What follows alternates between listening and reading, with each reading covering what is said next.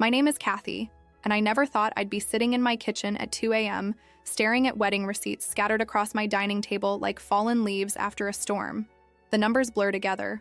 $47,000. That's what I spent on my stepdaughter Emma's dream wedding. Every penny came from my savings account, the one I'd been building for 15 years as a high school English teacher in suburban Denver, Colorado. The morning light filters through my kitchen window, casting long shadows across the invoices. Venue deposit, $8,500. Catering for 150 guests, $12,800. The designer dress that Emma insisted she absolutely had to have, $3,200. Flowers, photography, music, decorations. The list goes on and on. I pick up my coffee mug with shaking hands, the ceramic warm against my palms despite the October chill seeping through the walls of my modest ranch house. It all started 8 months ago when Emma burst through my front door, her engagement ring catching the afternoon sunlight like a tiny disco ball. She was 24, fresh out of college, working part-time at a local bookstore while her fiancé Jake finished his master's degree. Neither of them had savings. Emma's biological mother had passed away when she was 12, and her father, my husband Robert, was drowning in medical debt from his recent heart surgery. "Kathy, I need to talk to you," Emma had said that day, her voice carrying that familiar mixture of excitement and desperation I'd come to know over the past decade. She sat across from me at this very table, her dark hair falling in waves around her shoulders, so much like her mother's in the old photographs Robert kept on his nightstand. "What's on your mind, sweetheart?" I had asked, though I already suspected what was coming. Emma twisted her engagement ring around her finger, a nervous habit she'd developed since childhood. "Jake proposed, and we want to get married next fall. But Kathy, we don't have any money for a wedding. Dad's still paying off the hospital bills, and my job barely covers my student loans." The hope in her eyes was unmistakable.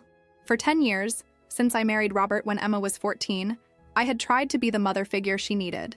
I attended every school play, helped with homework, stayed up late when she had nightmares about losing her mom. I thought we had built something real, something lasting.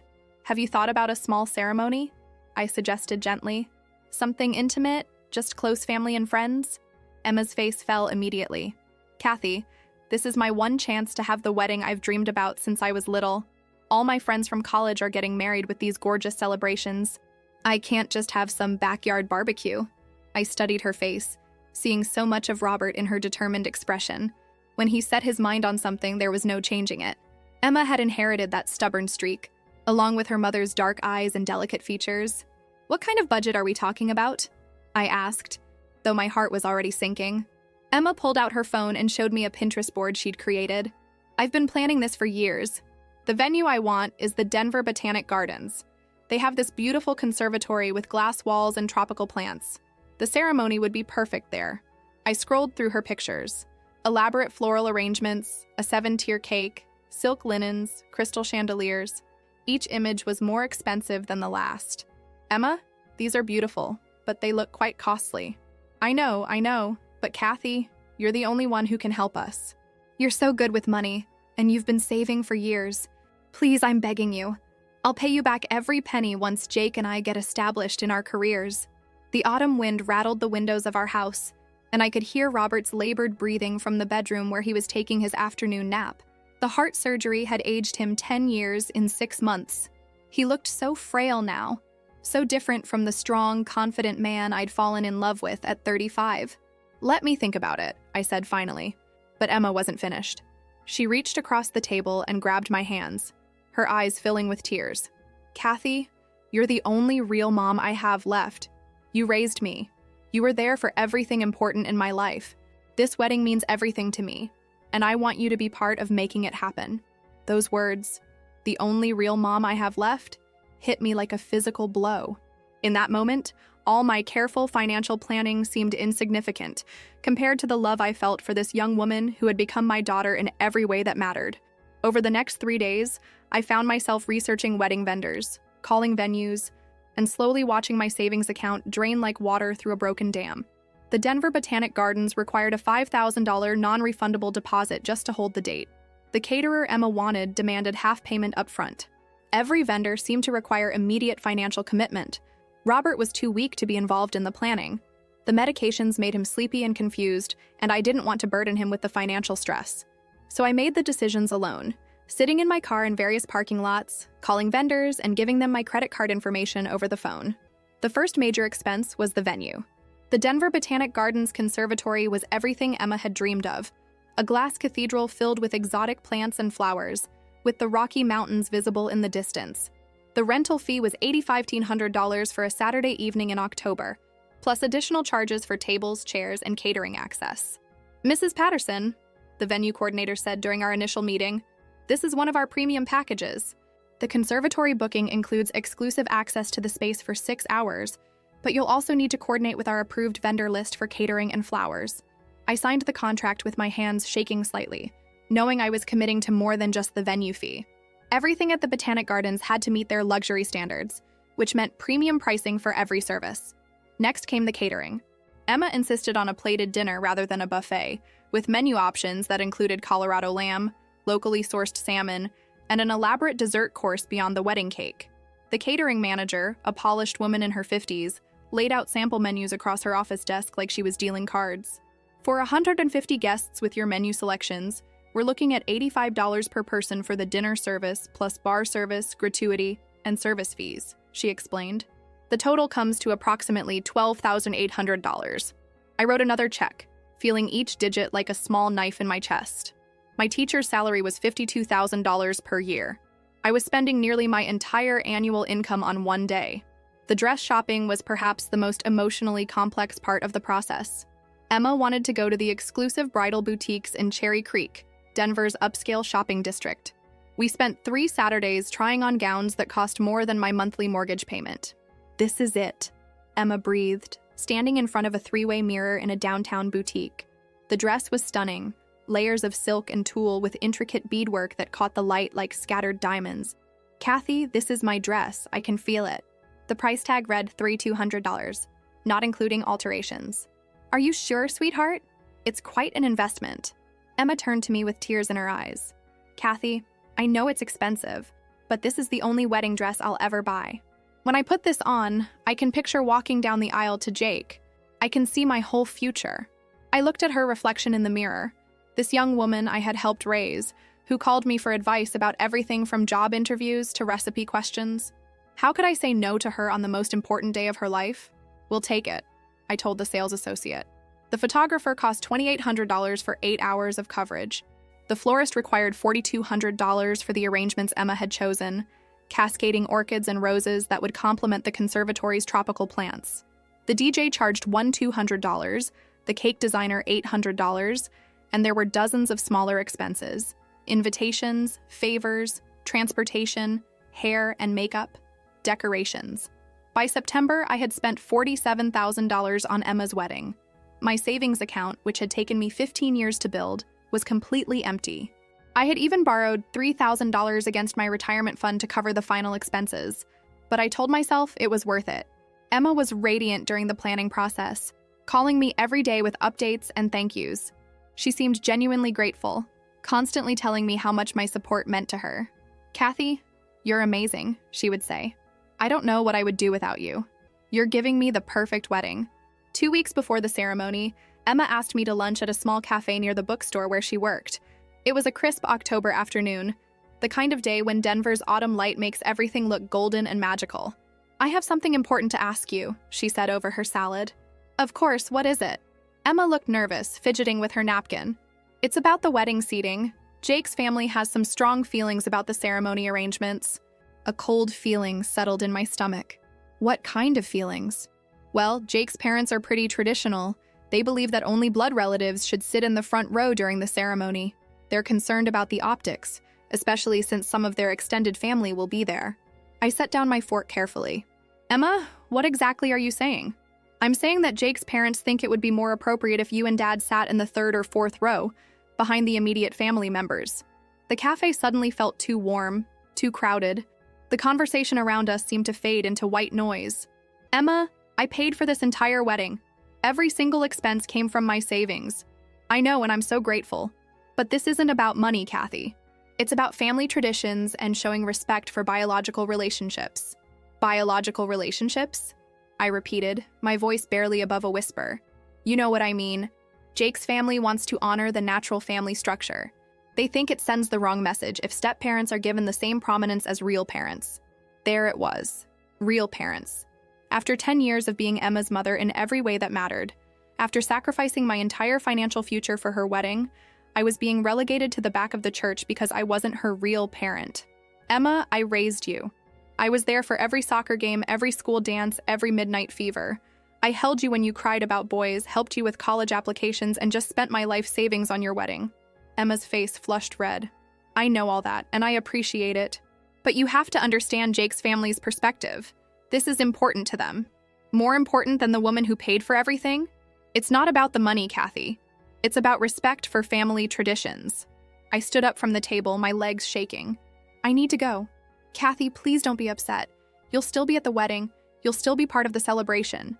In the back row. It's just seating arrangements. It doesn't change how much you mean to me. But it did change everything. In that moment, I realized that despite 10 years of motherhood, despite the financial sacrifice, despite the love and care I had poured into raising Emma, I would never be considered her real parent. I was just the woman who married her father, the convenient source of funding for her dream wedding. As I drove home through Denver's familiar streets, past the mountains that had witnessed my 15 years in Colorado, I felt something breaking inside me. Not just my heart, but my understanding of my place in this family I thought I had built. The week leading up to Emma's wedding passed in a blur of final preparations and a growing sense of dread in my chest. I threw myself into the last-minute details, confirming vendor arrivals, picking up the altered dress, ensuring every element of Emma's dream wedding would be perfect. But underneath all the activity, I couldn't shake the conversation at the cafe. Robert seemed to be improving slightly. The autumn air in Denver agreed with him, and he was excited about walking Emma down the aisle. He didn't know about the seating arrangement. I couldn't bring myself to tell him. He was so proud that Emma was getting married, so happy that she was starting her adult life on such a positive note. Kathy, you've outdone yourself, he said one evening as we sat on our back porch, watching the sunset paint the Rocky Mountains pink and gold. Emma's wedding is going to be beautiful. I know her mother would be so proud. His words twisted in my stomach. Emma's mother, Robert's first wife, Sarah, had died of breast cancer when Emma was 12. I had seen the photos, knew the stories, understood that Sarah would always hold a special place in their hearts. But I had thought that after 10 years, I had earned my own place too. Robert, can I ask you something? Of course. Do you think of me as Emma's real mother? He looked surprised by the question. Kathy, you've been more of a mother to Emma than anyone could have asked for. You stepped into an impossible situation and made it work beautifully. But do you think of me as her real mother? Robert was quiet for a long moment, considering. I think you're her stepmother, and you've been an incredible one. Emma loves you. Stepmother. Even Robert, my own husband, couldn't call me Emma's real mother. The distinction was always there, lurking beneath the surface of our family dynamics. I was the substitute, the replacement, the woman who filled in after the real mother died. 3 days before the wedding, I received a call from Emma while I was at school, grading essays during my lunch break. Kathy, I need to talk to you about something. What's wrong? Did something happen with one of the vendors? No, everything's fine with the wedding plans. But Jake's mom called me this morning, and she had some concerns about the ceremony program. I set down my red pen and closed my eyes. What kind of concerns? She noticed that the program lists you and Dad as parents of the bride. She thinks it should say father of the bride and stepmother to be more accurate. The fluorescent lights in my empty classroom suddenly seemed too bright. Around me, motivational posters about the power of education and believing in yourself mocked me from the walls. Emma, I paid for this wedding. Every vendor, every flower, every piece of food. Don't you think that earns me the title of parent of the bride? It's not about money, Kathy. It's about being truthful. You are my stepmother, not my biological mother. I know I'm not your biological mother, Emma, but I have been your mother in every other way for 10 years. I've loved you, supported you, sacrificed for you. And I appreciate all of that. But Jake's family is very traditional, and they believe in being honest about family relationships. They're not trying to hurt you. Then what would you call what they're doing? Emma sighed deeply. They're trying to maintain respect for my real mother's memory. There it was again. Real mother. As if everything I had done for the past decade was somehow artificial, temporary, less significant than the biological connection Emma had shared with Sarah for 12 years. Your real mother has been dead for 12 years, Emma. I've been raising you for 10 of those years. At what point do I become real to you? That's not fair, Kathy. You know how much you mean to me. Do I? Because right now, it feels like I'm just the woman who writes the checks. Emma was quiet for a moment. When she spoke again, her voice was cold. That's a horrible thing to say. I never asked you to pay for this wedding. You didn't ask directly, but you made it very clear that I was your only option. You said I was the only real mother you had left, remember? You said that to get me to open my wallet. I meant it when I said it. But you don't mean it now? I mean it differently now. Jake's family has helped me understand the importance of honoring biological relationships and family traditions. I hung up the phone and sat in my empty classroom, surrounded by the essays I was supposed to be grading. My students had written about their heroes, the people who had shaped their lives and made them who they were. I wondered if any of them would write about their stepmothers, or if step relationships were always considered secondary, temporary, less real than biological ones. That evening, I tried to talk to Robert about what was happening, but he was having a bad day.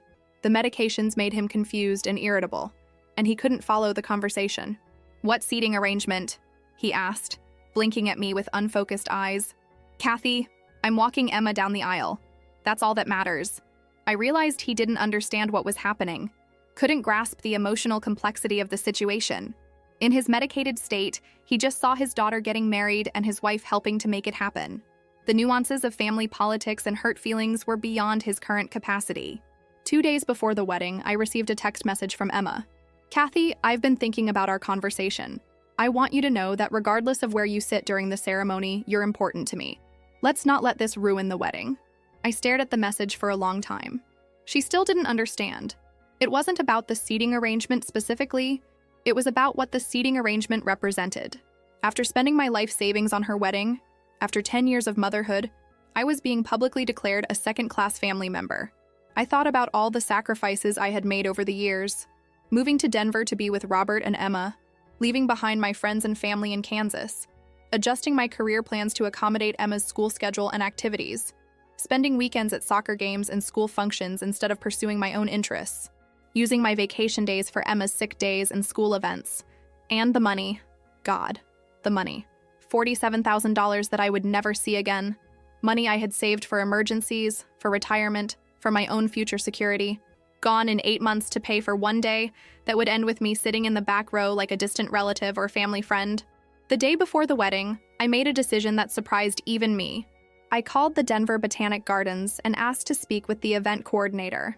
"Mrs. Patterson, how can I help you? Is everything ready for tomorrow's event? I need to know about cancellation policies." There was a pause. "I'm sorry, what kind of cancellation?"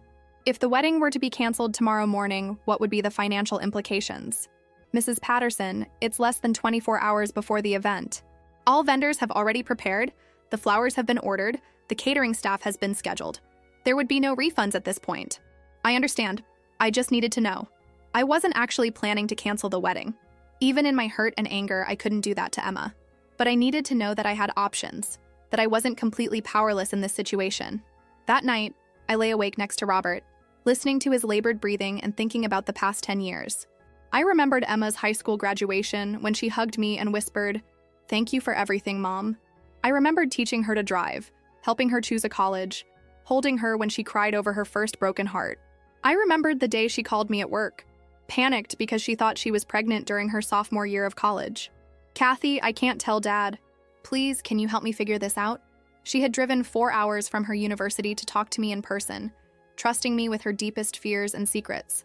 I remembered last Christmas, when she gave me a framed photo of the two of us with a card that read, "To the best mom a girl could ask for. Thank you for loving me like your own." How had we gone from that intimacy to this cold distinction between real and step? When had Jake's family's opinions become more important than our decade-long relationship? As the sun rose on Emma's wedding day, I made coffee and sat at my kitchen table one last time, looking at the receipts and contracts scattered around me. In a few hours, I would put on my dress, a modest navy blue outfit that had cost $200, a fraction of what I'd spent on Emma's gown, and attend the wedding I had paid for. I would sit in the back row and watch the young woman I had raised walk down an aisle decorated with flowers I had purchased, toward an altar I had rented, to marry a man whose family had systematically excluded me from the celebration.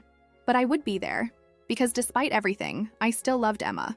Even if she no longer considered me her real mother, even if I would never be more than a stepmother in her eyes, I couldn't abandon her on the most important day of her life, though I was beginning to wonder if she would do the same for me. The morning of Emma's wedding dawned crisp and clear, with that particular October light that makes Denver look like a postcard. I stood at my bedroom window, watching the sunrise paint the Rocky Mountains gold and purple, and felt like I was preparing for my own execution. Robert was already awake, sitting on the edge of our bed in his pajamas, looking more alert than he had in weeks. The excitement of the day seemed to be giving him energy. "Kathy, can you help me with my tie?" he asked, holding up the silver silk tie I had bought to match Emma's color scheme. "Of course." I moved to stand in front of him, working the tie into a neat Windsor knot. My hands were steadier than I expected. "How are you feeling today?" "Nervous," he admitted with a smile. "I can't believe my little girl is getting married. It feels like yesterday she was 12 years old crying because she couldn't figure out her math homework." I remembered that night. Emma had been struggling with fractions, and Robert had been working late. I'd sat at the kitchen table with her for 3 hours using pizza slices and chocolate bars to make the concepts make sense. When she finally understood, she'd thrown her arms around me and said, "You're the best mom ever." "You look handsome," I told Robert, straightening his tie.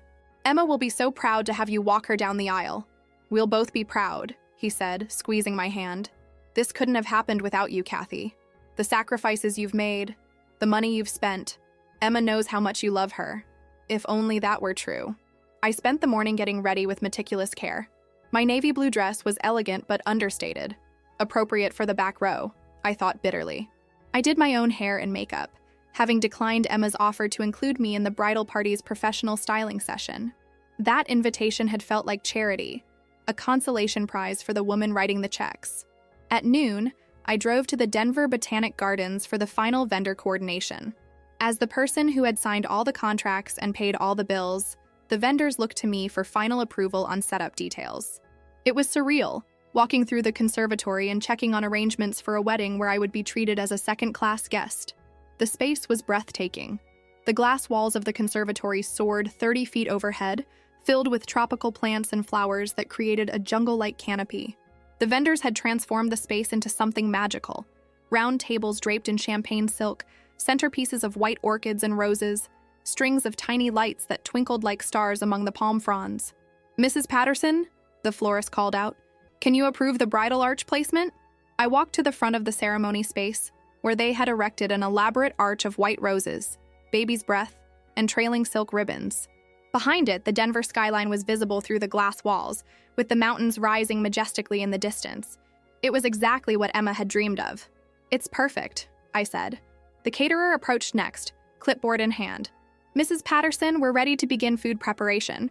The cocktail reception will start at 4 p.m., ceremony at 5 p.m., dinner service at 6:30 p.m. Is there anything you'd like us to adjust?" "No, everything looks wonderful. Thank you for all your hard work." I realized that every vendor knew me as Mrs. Patterson, the woman in charge, the decision maker, the one who had coordinated every detail. But in a few hours, I would be just another guest, relegated to the back of the room while Jake's family occupied the seats of honor. At 2 p.m., I went home to get Robert. He was dressed and ready, looking distinguished in his dark suit despite the lingering effects of his illness. We drove back to the Botanic Gardens in comfortable silence, both lost in our own thoughts. The bridal party was getting ready in a private room adjacent to the conservatory. I could hear laughter and music through the door as we passed. Emma had invited me to join them for the final preparations, but I had declined. I couldn't pretend that everything was normal. Guests began arriving at 3:30 p.m. for the cocktail hour. I positioned myself near the entrance, greeting people and directing them to the reception area. It felt natural to act as a hostess. After all, I had planned every detail of the event. "Kathy," called my friend Janet, a fellow teacher who had known me since I moved to Denver. "This place is absolutely stunning. Emma must be over the moon." "She is. Everything came together beautifully. You must be so proud, and so relieved to have all the planning finished." I smiled and nodded, not trusting myself to speak. Janet didn't know about the seating arrangements or the family politics. To her, I was simply the proud stepmother celebrating her daughter's wedding. Jake's family arrived in a group, easily identifiable by their matching formal attire and the way they moved through the space like they owned it. Jake's mother, Patricia, was a tall, elegant woman in her 50s, wearing a beaded mother-of-the-bride dress that probably cost more than my monthly salary. She surveyed the conservatory with an appraising eye, nodding approvingly at the decorations I had selected and paid for. I watched as Patricia was introduced to other guests as the mother of the groom. She accepted congratulations graciously, discussing wedding details as if she had been involved in the planning. No one mentioned that Jake's family hadn't contributed a single dollar to the celebration. At 4:30 p.m., the wedding coordinator approached me with a clipboard. "Mrs. Patterson, I need to go over the processional order with you. You'll be escorted to your seat right before the ceremony begins." "And where exactly is my seat?" She consulted her clipboard, looking slightly uncomfortable. "Row 4, on the bride's side. Your husband will join you there after he walks Emma down the aisle." Row 4. Not even row 3, as Emma had originally suggested. Somehow, in the final negotiations, I had been moved back even further. "Who's sitting in the front rows?" I asked, though I already knew the answer. Row 1 is reserved for Jake's parents and Emma's deceased mother's family. Row 2 is for Jake's grandparents and Emma's extended family from her mother's side. Row 3 is for Jake's siblings and their spouses. Emma's deceased mother's family. People who had barely been in touch with Emma over the past 10 years, who hadn't contributed to her upbringing or her wedding, but who shared her DNA. They would sit in the front row while I, the woman who had raised her and paid for everything, sat in row 4. "I understand," I said quietly. At 4:45 p.m., the coordinator began seating guests for the ceremony.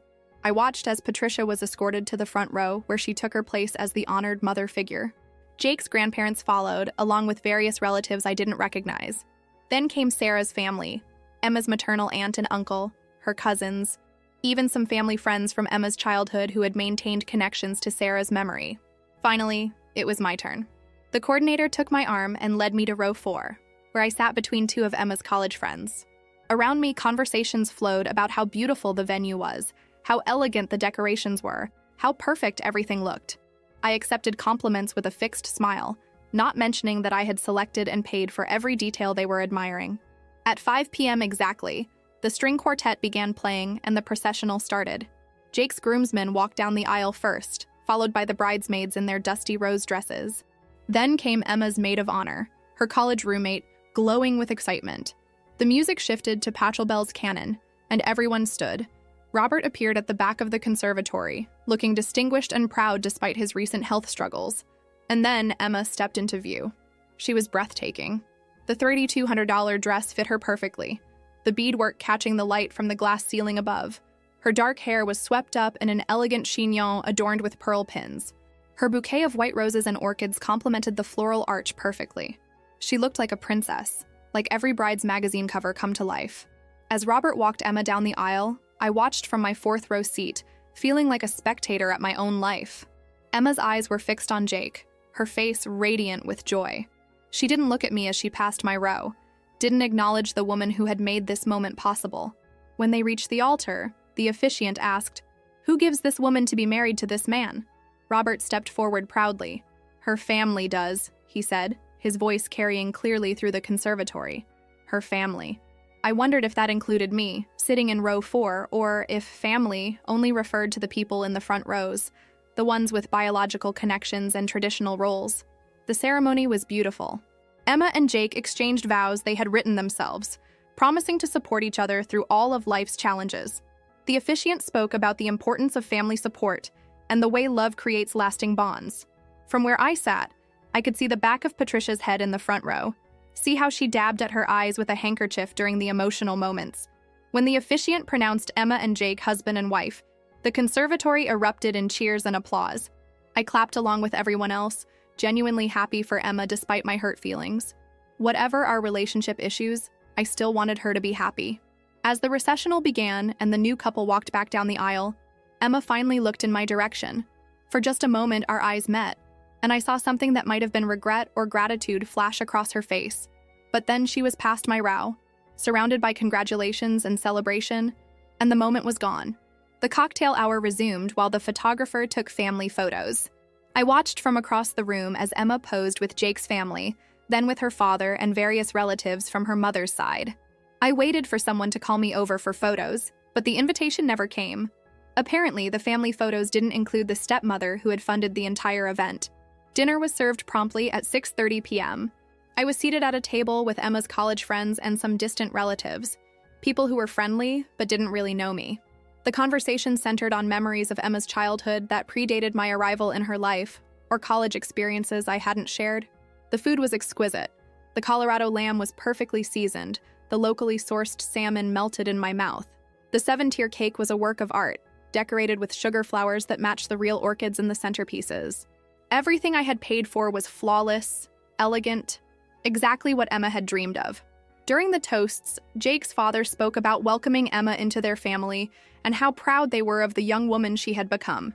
Emma's maid of honor told funny stories about their college adventures and how Jake had made Emma so happy. Robert, despite his health issues, gave a touching speech about watching his little girl grow up and how blessed he felt to see her find love. No one mentioned my role in Emma's life or thanked me for making the wedding possible. I sat in the shadows, applauding politely while others were recognized and celebrated. As the evening progressed and the dancing began, I found myself increasingly isolated. Emma made her rounds to each table, thanking guests for coming, but when she reached mine, our conversation was brief and stilted. "Thank you for coming, Kathy. Everything looks beautiful." "You're welcome. You look absolutely radiant." "The venue is perfect. The flowers, the food, everything. It's exactly what I dreamed of." For a moment, I thought she might acknowledge what I had sacrificed to make her dreams come true. But instead, she just smiled and moved on to the next table. At 10 p.m., I told Robert I was tired and ready to go home. He was exhausted too, the long day having drained his limited energy reserves. We made our quiet exit during the dancing, slipping out of the conservatory while Emma was spinning around the dance floor in Jake's arms. As we drove home through Denver's quiet streets, Robert reached over and squeezed my hand. "Thank you," he said simply, "for everything you did to make this day special for Emma." I squeezed back, grateful that at least someone understood what I had given up. But as I lay in bed that night, staring at the ceiling and listening to Robert's breathing, I couldn't shake the feeling that something fundamental had broken between Emma and me. I had spent my life savings on her wedding, but I had also lost something more valuable: the illusion that I was truly her mother, that our relationship was real and lasting, that love and sacrifice mattered more than biology and tradition. Tomorrow, I would have to figure out how to move forward with this new understanding of my place in Emma's life. But tonight, I just felt empty, drained of more than money, drained of hope. The Sunday morning after Emma's wedding, I woke up feeling like I had survived a natural disaster. My body ached from the tension of the previous day, and my bank account was as empty as my heart felt. Robert was still sleeping deeply, exhausted from the emotional and physical strain of walking Emma down the aisle. I made coffee and sat at my kitchen table, surrounded by the same wedding receipts that had haunted me for months. But now they felt different. Not like investments in Emma's happiness, but like evidence of my own foolishness. $47,000 for the privilege of sitting in the fourth row and being treated like a distant relative. My phone buzzed with a text message from Emma. "Thank you again for everything yesterday. The wedding was perfect. Love you. Love you." Such simple words, but they felt hollow after everything that had happened.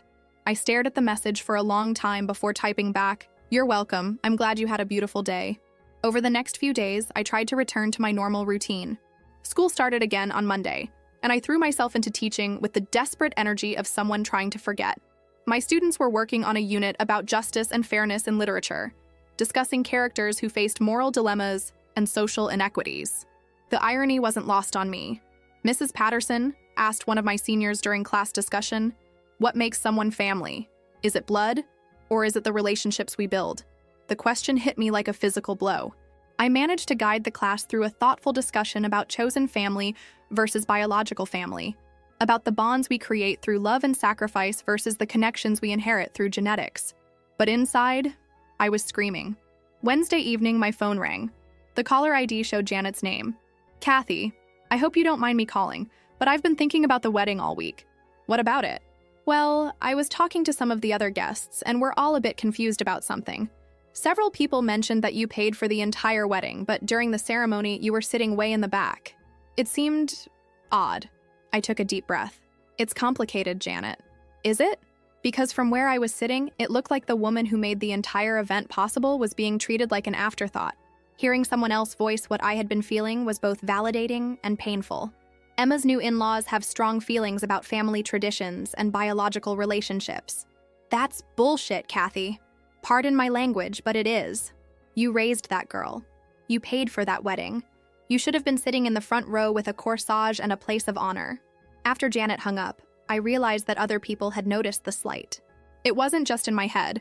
The treatment I had received was visibly inappropriate, even to casual observers.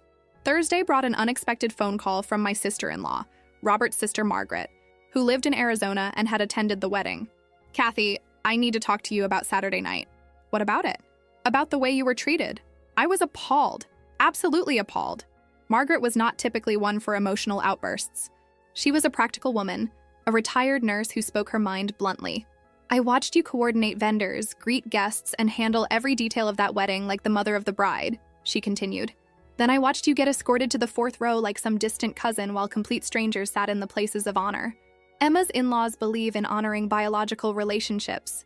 Oh, that's garbage, and you know it. I've known you for 10 years, Kathy. I've watched you parent Emma through some of her most difficult years. You were more of a mother to that girl than her biological mother ever had the chance to be.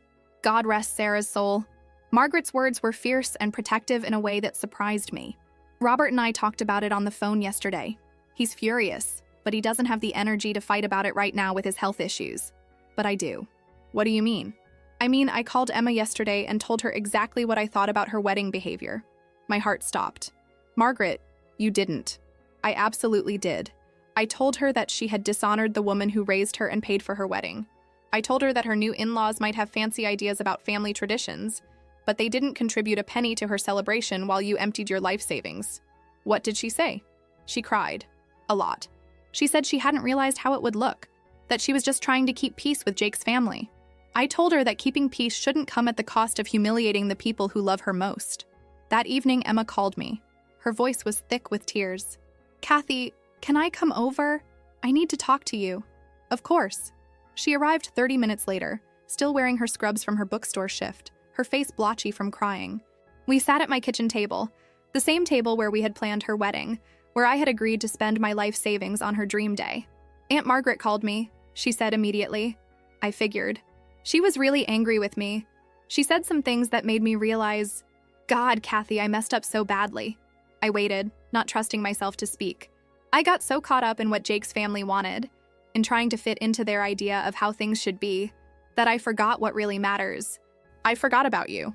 Emma reached across the table and took my hands, just like she had 8 months ago when she first asked me to pay for the wedding. You raised me. When Mom died, you stepped in and became my mother in every way that counted. You taught me how to drive, helped me with homework, stayed up with me when I was sick. You were there for every important moment in my life. I could feel tears starting to build behind my eyes. And when I needed help with the wedding, you didn't just give me money, you gave me everything. Your entire savings account, your financial security, your future. And how did I repay you? By letting Jake's family push you to the back row like you didn't matter. Emma, no. Let me finish. I was so worried about impressing Jake's parents, about fitting into their family, that I betrayed my own family. I betrayed you. The tears were flowing freely now, both from Emma and from me. I called Jake last night after Aunt Margaret's call. I told him that his parents' behavior was unacceptable, and that if they couldn't respect you as my mother, then they couldn't respect me as their daughter-in-law. I was surprised by the strength in her voice. What did he say? He was defensive at first. He said his parents were just following tradition, that they didn't mean to hurt anyone. But I told him that their traditions hurt the woman who raised me and paid for our wedding. I told him that if he couldn't understand why that was wrong, then maybe I had made a mistake marrying him. Emma, you don't need to fight with your new husband over this. Yes, I do. Because if I don't stand up for you now, when will I? If I let this slide, what's next? Will you be excluded from family dinners? From holidays? From my children's birthday parties? The thought of grandchildren made my chest tight with emotion. Jake and I had a long conversation, Emma continued. He admitted that his parents can be controlling and that they've never liked the idea of blended families. He said they've always believed that step relationships are somehow less legitimate than biological ones. And what do you believe? Emma squeezed my hands tighter. I believe that the woman who taught me how to put on makeup, who helped me through my first heartbreak, who sat up all night with me when I had pneumonia my sophomore year of high school, I believe that woman is my real mother, regardless of biology. The words I had been waiting to hear for 10 years, but especially for the past week. I believe that the woman who spent her life savings on my wedding without asking for anything in return, who coordinated every detail to make my dreams come true, I believe she deserved to sit in the front row with a corsage and the title of Mother of the Bride. We both cried then, holding hands across my kitchen table while the autumn sun set outside my windows. I can't undo what happened at the wedding, Emma said finally, but I can make sure it never happens again. Jake and I are going to have a conversation with his parents about respecting our family structure. And if they can't accept you as my mother, then they'll see a lot less of us. Emma, I don't want to cause problems in your marriage. You're not causing problems. Their prejudice against stepfamilies is causing problems. There's a difference. Over the following weeks, things slowly began to change. Jake called and apologized personally, admitting that his family's behavior had been inappropriate. He arranged for professional wedding photos to be taken of Emma with Robert and me, the pictures that should have been taken on the wedding day. More importantly, Emma began openly referring to me as her mother in conversations with Jake's family and friends. When they corrected her or made comments about step relationships, she firmly redirected them. "Kathy is my mother," she would say. "She raised me, she loves me, and she has been my parent in every way that matters. If you can't respect that, then you can't respect me." The money was gone. My $47,000 would never be returned. But something more valuable had been restored. My place in Emma's life, my recognition as her real mother, my understanding that love and sacrifice do matter, even when they're not immediately acknowledged. 3 months after the wedding, Emma and Jake invited Robert and me to Sunday dinner at their new apartment. As we sat around their small table, eating a meal Emma had cooked herself, she raised her glass.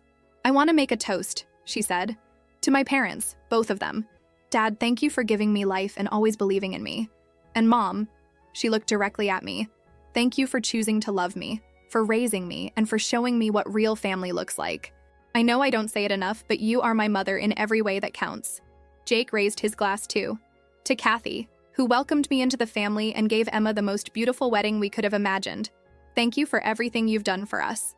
As I drove home that evening through Denver's familiar streets, past the mountains that had witnessed all of my joys and sorrows over the past 15 years, I felt something I hadn't experienced in months. Peace. The wedding had cost me my savings, but it had also taught me something important about the difference between being appreciated and being truly valued. I was Emma's real mother, not because of biology, not because of money, but because of love, time, sacrifice, and choice. And finally, beautifully, Emma understood that too. The receipts from her wedding still sit in my kitchen drawer, faded now and no longer painful to look at. They remind me not of what I lost, but of what I gained. The knowledge that family is what we make it, that love transcends biology, and that sometimes the most important battles are the ones we fight for recognition, respect, and the simple truth that stepmothers can be real mothers too. Emma is planning to start graduate school next fall, and she's asked me to help her research programs and prepare her applications. "I need my mom's advice," she said when she called last week. "You always know how to help me figure out what's best." My mom. After everything we've been through, those 2 words make every sacrifice worthwhile.